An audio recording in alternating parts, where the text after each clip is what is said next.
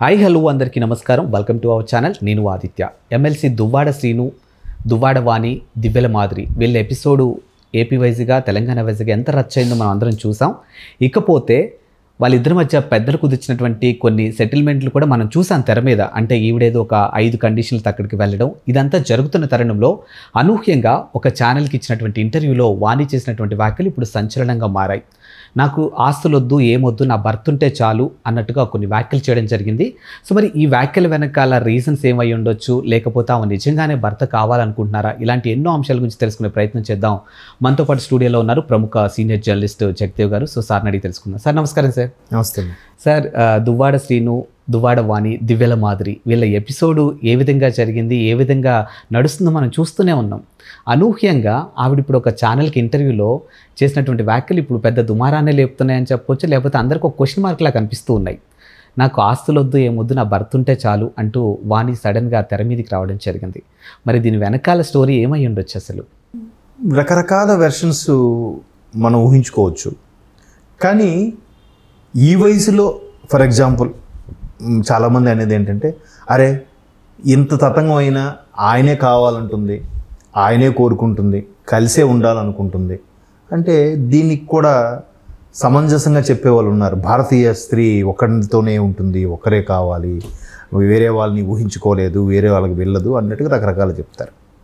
దీనికి కాంట్రవర్సీగా చెప్పేవాళ్ళు ఏమున్నారు, అరే ఏముంది ఆస్తులు పోతాయని అయ్యుండొచ్చు అని అంటారు. కానీ ఆస్తులే అవ్వచ్చు, పిల్లల భవిష్యత్తే అవ్వచ్చు. ఇప్పుడు ఇన్ని రోజులు భర్త, పిల్లలు, భవిష్యత్తు అనుకున్న ఆవిడ ఒక్కసారిగా ఈ అంశం ఎందుకు దుమారం రేగిందో తెలియదు. మేబీ ఈ వ్యవహారం మేబీ ట్రయాంగిల్ లవ్ స్టోరీ అనుకోవచ్చేమో. ఆ మాధురి గారికి ఈయనకున్న వ్యవహారం ఏదైతే ఉందో అది సంబంధం ఉందో లేదో అనేది రకరకాల వాదనలు వినిపిస్తున్నాయి. దాంట్లో కూడా ఆవిడ మొన్న ప్రెస్ మీట్లో కూడా మాధురి గారు అడల్టరీ రిలేషన్ అన్నట్టుగా ఏదో అన్నారు. సో అడల్టరీ రిలేషన్ అనే దాని మీద కూడా రకరకాల అడల్టరీ అంటే నేను అనుకోవడం పెద్ద తరహాగా ఉన్నాము అనే ఉద్దేశంలో ఆవిడ ఆ స్టేట్మెంట్ ఇచ్చినట్టుంది. బట్ దాని డిక్షనరీ మీనింగ్ వేరేలా ఉంది. ఒక పలకలేని పదంగా అర్థం చూపిస్తుంది. సో అట్లా అంత ఓపెన్ అయిపోయి ఇప్పుడు పెద్ద పెద్ద వాళ్ళ వ్యవహారాల్లో చాలా ఉంటాయి. చాలా అంటే చాలా, అంటే మనం చెప్పుకోకూడదేమో. చాలామంది నేను విన్నాను, అంటే ప్రతి సెక్టార్లో ఇట్లా ఇల్లీగల్ కాంట్రాక్ట్స్ కానీ, ఇల్లీగల్ అఫైర్స్ కానీ, లేదా దానికి మీరు లివింగ్ టుగెదర్ అంటారా, ఫ్రెండ్షిప్ అంటారా, లేదా ఆవిడ అన్నట్టు అడల్టరీ అంటారా, లేదా అంతకు మించి ఇప్పుడు కొత్తగా వచ్చింది కదా పదం, ఏంట్రా ఫ్రెండా, రిలేషనా ఏంటి, లేదంటే లివింగ్ టుగెదర్ అంటే అంతకు మించి అంటారు. సో అర్థం మీ ఇష్టం, మీరు దాన్ని ఖాళీలు పూరించమంటే మీ అర్థం ఏం రాసుకుంటే అది రాసుకోవచ్చు. అట్లాంటివి జరుగుతున్న ప్రస్తుత సొసైటీలో ఎక్కువ ఫిల్మ్ ఇండస్ట్రీ అనేసరికి వాళ్ళకి వీళ్ళు రిలేషన్ అంట, వాళ్ళకి వీళ్ళు అఫేర్ అంటే ఇప్పుడు మన రాజు తరుణ్, లావణ్య, మాకు పెళ్ళి అయింది బట్ తను ఇంకోళ్ళతో తిరుగుతున్నాడు, నాకు తనే కావాలంటుంది ఈవిడ. అరే ఆవిడకు చాలా వాళ్ళతో ఉన్నాయి, నేనే కావాలి ఎందుకు అంటుంది, ఆవిడ డ్రగ్స్ అలవాటు ఉంది అంటాడా ఆయన. ఏది ఇంకా కొలిక్కి రాలేదు, కొన్నాళ్ళు దాని మీద మాట్లాడుకున్నాం, మర్చిపోయారు. 3వ పేజీ 4వ పేజీ న్యూస్ అయిపోయింది ఇప్పుడు అది. ఇప్పుడు దువ్వాడ శ్రీనివాస్ గారి అంశం కూడా ఇలాగే. మేబీ మాధురి గారికి ఈయనకి ఏమైనా రిలేషన్ ఉందా, లేదు చనువుగా ఉండడం వల్ల ఈవిడికి అనుమానంతో వచ్చి మొగుడిని నిలబెట్టడంతో అది చిలికి గాలివానయిందో, లేదా ఆయన పాపం ఎమ్మెల్సీగా ఉన్న వ్యక్తి పోటీ చేశాడు, ఆ పర్టికులర్ పలాస టెక్కల్ అనుకుంటా, టెక్కల్ నుంచి నియోజకవర్గం పోటీ చేశారు, ఓడిపోయారు. ఆయన ఓడిపోవడం మీద పార్టీ కూడా ఘోర పరాభవం అవ్వడం. ఇటువంటి నేపథ్యంలో ఇంకా ఆయనకి సరైన దండు దొరక్క, లేదంటే ఒక రకమైన ఇరిటేషన్తో అరే ఈ అరే ఇక్కడ ఓడిపోవడం జరిగింది, ఇక్కడ పర్సనల్ లైఫ్ కూడా రోడ్డు మీదకి వచ్చేసింది అనే ఉద్దేశంతోనో భార్యాభర్తలు గొడవ పడ్డారో అది రోడ్డు మీదకి వచ్చేసింది. సో మొత్తానికి ఇప్పుడు కోపంతో రకరకాల మాటలు అంటారు. అంత మాత్రాన ఆయనకి ప్రేమ అభిమానం ఉండదని కాదు. ఇప్పుడు అరే నా కూతురు కూడా నా మీద ఎదురు తిరుగుతుంది, తల్లి మాటలు ఎదురు తిరుగుతుంది, లేదా నా కూతురు మంచిదే అంటాడు. ఆయన ఒకసారి అడగండి, టచ్ చేయండి, పర్సనల్గా టచ్ చేస్తే నా కూతురు మంచిదే సార్, తను అలా చేసేసింది సార్. ఎందుకంటే ఇతని రక్తం ఆ ఫీలింగ్ ఉంటుంది. అవే తల్లితో పాటు కూతురు కూడా బయటికి రా అని చెప్పి ఫైట్ చేస్తుంది. కానీ ఎక్కడో కూతురు సాఫ్ట్ కార్నర్ ఉంటుంది ఏ తండ్రికైనా. సో ఇప్పుడు ప్రతి ఇంట్లో ఉండవేనండి. ఇప్పుడు బాగా లేబర్ ఫ్యామిలీస్ చూడండి, ఆడు పొద్దునంతా కష్టపడతాడు, సాయంత్రం అయ్యేసరికి తాగేసి వస్తాడు, ఏంటి కష్టపడిందంటే అదే తగలెడుతున్నావు అని చెప్పి ఆ పిల్ల ఒక మాట అంటుంది. నువ్వే నన్ను అడుగుతావు, నా కష్టం నేను తాగుతానే అంటాడు. వాడు దాని చేత కొడతాడు. అది కొట్టారు సరే, ఇది కొడతాడు మళ్ళీ అంటే మళ్ళీ తెల్లాలేస్తే మళ్ళీ మామూలే, ఎవరి పని వాళ్ళకి వెళ్ళిపోతుంటారు, సంసారం సాగిస్తూ ఉంటారు. సో పెద్ద పెద్ద స్థాయికి వెళ్ళేసరికి ఏమవుతుందంటే నీ గొప్ప నాకేంటి, నువ్వు లేకపోతే నేను బతకలేనా, నా రేంజ్ ఇది, నా స్థాయి ఇది, లేదా నాకు రావాల్సింది నాకు ఇచ్చేసి నీ ఇష్టం ఏదైనా చేసుకో, నువ్వు నాకు అవసరం లేదు, ఎట్లాంటి పరిస్థితులు వస్తాయి. అలా వచ్చినప్పుడు వాడు ముందే జాగ్రత్తగా మొత్తం వాడి పేరు మీద ఆస్తున్నప్పుడు నేను ఎవరికి భయపడాల్సింది, నా స్వార్జితం నేను ఎవరికి ఇవ్వను. తాత తండ్రులది అయితే మనవలకి చెందుతుందేమో కానీ నా స్వార్జితం నేను ఎవరికి ఇవ్వాల్సిన అవసరం లేదు. పైగా సొసైటీలో ఎంతో కొంత నేము ఫేమ్ ఉన్న పర్సన్.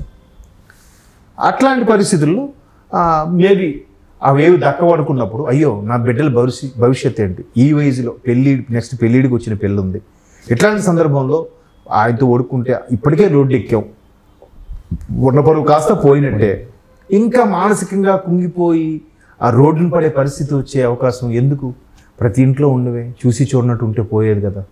లేదా నా భర్త నాకు ఉంటే చాలు, పిల్లల లైఫ్ సెటిల్ అయిపోతే కాదు, తర్వాత నా లైఫ్ నేను చూసుకుంటే తన లైఫ్ తను చూసుకోమని అనుకునే వాళ్ళు కూడా చాలామంది ఉంటారు. చాలామంది విషయాల్లో కొంతమంది ఇళ్లలో భర్తలు చేసే వ్యవహారాలు భార్యలు తెలుస్తూ ఉంటాయి. కానీ ఒక రకమైన ఇమేజ్ చట్టం కాకుండా అదే ఫ్యామిలీ పరిస్థితులు, ఆ పరువనో లేదంటే పిల్లల భవిష్యత్తునో రకరకాలుగా తెలిసినా తెలియనట్టు ఊరుకుంటారు. చాలా జరుగుతుంటాయి, అవి చూస్తుంటాం. ఇప్పుడు ఒక ఫేమస్ పొలిటీషియన్ ఉన్నారు, ఆ పొలిటీషియన్కి తల్లిదండ్రులు ఇచ్చిన పేర్లు అనవసరం, తల్లిదండ్రులు పెళ్లి చేశారు, బట్ ఆయన మళ్ళీ ఇంకో సెటప్ పెట్టుకున్న తర్వాత అది సెటప్ అనుకోవాలా, ఇంకో పెళ్ళి తప్పుగా అనుకోవద్దు, ఇంకో పెళ్లి చేసుకున్నాడు. బట్ ఆ భార్యని ఆ పిల్లల్ని ఎన్నాళ్ళు ఈ కుటుంబంలో కలపడానికి ఇష్టపడలే. బట్ మొదటి భార్యకి తెలుసు, బట్ కాంప్రమైజ్, తెలిసినా తెలియనట్టు ఊరుకున్నారు. ఎప్పుడైతే రెండో భార్య కొడుకు పెద్ద ఉన్నత స్థితికి వెళ్ళాడో అప్పుడు మళ్ళీ ఫ్యామిలీని కడుపుకున్నారు. ఇట్లా చాలా చూసాం మనం. ఇప్పుడు అంతెందుకు కృష్ణ గారి ఫ్యామిలీ ఉంది, కృష్ణ గారి ఫ్యామిలీలో కృష్ణ గారి భార్య, పిల్లలు మహేష్ బాబు, రమేష్ బాబు వీళ్ళందరూ ఉన్నారు. నెక్స్ట్ విజయనిర్మల గారిని కూడా చేసుకున్నారు. మనం చూసాం. అది జనరల్గా ఒక అండర్స్టాండింగ్తో వెళ్ళిపోయేవి. అవి దాంట్లో తప్పు పట్టే ఉద్దేశం కాదు. ఇక్కడ ఏంటంటే కొంతమంది అట్లా అండర్స్టాండింగ్ లేకో లేదంటే ఇంకేదో విషయాల్లో ఎవరో మధ్యలో చిచ్చు పెట్టడమో ఇట్లాంటివి ఏమైనా జరిగినప్పుడు అవి ఇష్యూస్ పెద్దగా అయ్యి రోడ్డు మీదకి వస్తాయి. కాంప్రమైజ్ అయినప్పుడు తప్పే ఉంది. ఇప్పుడు అక్కడ ఇద్దరిని సమానంగా చూసుకున్నప్పుడు చాలామంది సొసైటీలో కూడా ఇద్దరు భార్యలు మెయింటైన్ చేసే వాళ్ళు ఉన్నారు. వాళ్ళకి తెలిసి ఇవెన్నాళ్ళు దాయగలుగుతారు చెప్పండి, దాచలేరు. సో అట్లాంటివి ఉన్నప్పుడు కొంతమంది ఆడవాళ్ళు ఇట్లా కాంప్రమైజ్గా అయ్యి సరే ఏదైతే అదావని నా భార్య పిల్లలకి లోటు లేకుండా చూసుకుంటే చాలు, తను ఎవరితో తిరిగి నాకు అనవసరం అనుకుని ఇళ్ళాలు కూడా ఉన్నారు చాలామంది. సరే అయింది అయిపోయింది, ఇంకా తను అలాగే ఉంటాడు, నేను ఇలాగే ఉంటాను, పిల్లలకి నాకు లోటు లేకుండా చూస్తే చాలు. ఇప్పుడు చక్రం సినిమాలో, కృష్ణవంశ గారి సినిమాలో ఇలాంటిది ఒక కాన్సెప్ట్ ఉంటుంది, ఆయన పెట్టాడు, మీరు చూసారు కదా, చార్మి ఉంటుంది. చార్మి క్యారెక్టర్ అదే కదా, తన తండ్రి అదే తల్లి మా అమ్మ నేను ఉంటుండగా ఇంకో దాంట్లో తిరుగుతున్నాడు అని చెప్పి తండ్రిని అసలు కావడ పట్టుకుని బయటకి ఈడ్చేస్తుంది, మాట్లాడదు. అప్పుడు వీడు హీరో దగ్గరికి వెళ్ళి ఏంటి నీది ఒక్కటైనా సమస్య, ఇట్లాంటి సొసైటీలు ఎన్నున్నాయి, నీదే పెద్ద ప్రాబ్లం అని ఫీల్ అవుతున్నావు, నీకు ఇన్ని రోజులు నీ బట్ట కూడు గుడ్డకి ఎవరు సహాయపడుతున్నా నీ తండ్రి ఇస్తున్నాడు నీకు తెలియకుండా, నువ్వు అది ఎంత చిన్న సమస్య పెద్దగా సమస్యను ఫీల్ అవుతున్నావు. అప్పుడు వాడి సమస్య చెప్తాడు. అంటే అట్లా ఆలోచించే విధానము, ఆ దృక్కోణం కూడా ఉంటుంది. మేబీ ఇవన్నీ ముందు ఒక మిడిల్ క్లాస్ ఫ్యామిలీస్ వచ్చిన ఫ్యామిలీస్ కాబట్టి ఒకసారిగా ఆలోచించి సరే ఇవన్నీ కామన్, ప్రతి దాంట్లో కూడా ఇలా ఉంటాయి. చాలామంది మహిళలు కూడా ఏమంటారంటే భార్య ఎంత బాగా చూసుకున్నా ఈ మగాడి బుద్ధి మారదు, ఈ మగాడి బుద్ధి ఎప్పుడు వంకర బుద్ధే ఉంటుంది, సరే మనమే మెల్లమెల్లగా వాళ్ళు మార్చుకోవాలి తిప్పుకోవాలనుకునే మహిళా సంఘాలు కూడా చాలా చెప్తుంటాయి, మీరు చూసే ఉంటారు.